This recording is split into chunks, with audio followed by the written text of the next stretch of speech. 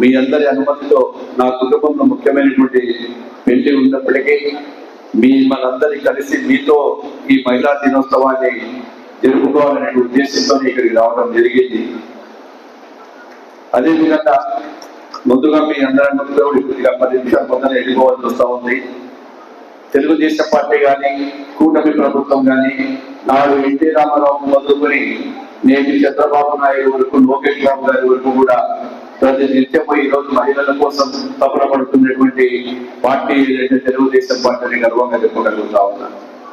ఆ రోజు మహిళల పట్ల ఎన్టీ రామారావు గారు ఆస్తులు సమాన హక్కు కల్పించడం, అదేవిధంగా ఈ యొక్క పొదుపు సంఘాలకు ఆద్యుడైనటువంటి చంద్రబాబు నాయుడు గారు మహిళలకు ప్రపంచంలో కానీ రాష్ట్రంలో కానీ అత్యున్నతమైనటువంటి అధికారాలు ఇవ్వాలి, వాళ్ళందరినీ కూడా ఒక గృహిణులు ఎక్కడో పొయ్యి దగ్గరనో ఇంటికే కాదు మీరందరూ కూడా బయటికి రావాలనేటువంటి ఉద్దేశంతో ఆ రోజు మహిళలను కూడా సంఘాలు పెట్టి మిమ్మల్ని అందరినీ కూడా బయటికి తీసుకురావాలన్నారు.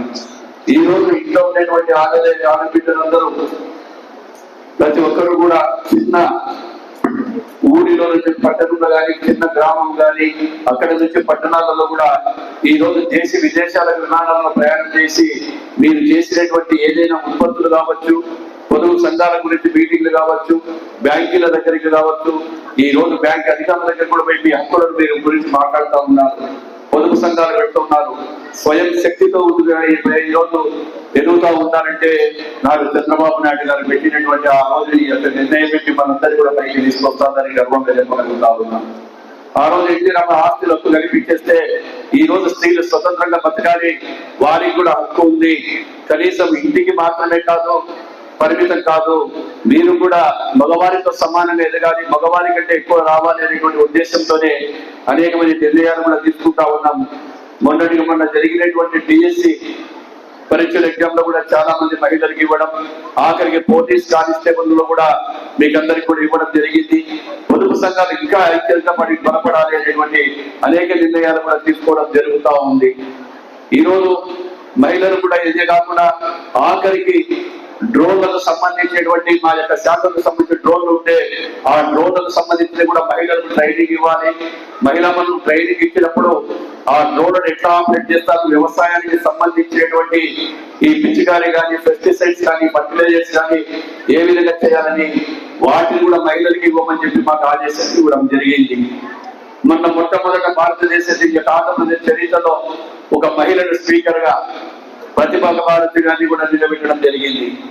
ఈ రోజు మీరు ప్రశ్నించే గొంతులు ప్రశ్నించే గొంతు కూడా మహిళలు అవుతా ఉన్నారు.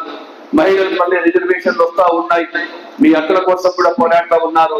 ఈ రోజు మీ మీద అభిమానంతో స్త్రీ శక్తి అనేటువంటి పథకాన్ని తీసుకొచ్చి మహిళలకు ఈ రోజు కోట్లాది రూపాయలు ఆర్థికంగా ఇబ్బంది అయినప్పటికీ మహిళలకు ఉచిత ప్రయాణం కల్పిస్తే మీ కుటుంబాల దగ్గరికి కానీ మీ తల్లిదండ్రుల దగ్గరికి కానీ బంధువులకు పోవాలంటే కూడా పేదవాళ్ళు సైతం ఈ రోజు స్త్రీ శక్తి బస్సులు పోయి బ్రహ్మాండమైనటువంటి ఆదరణ కూడా జరిగింది.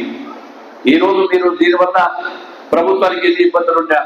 అదే విధంగా ఉచిత గ్యాస్ సిలిండర్లు ప్రతి విషయంలో ఎక్కడ చూసినా ఏ విధంగా చూసినా కానీ కూడా మీకు అవకాశాలు మెండుగా ఉన్నాయి.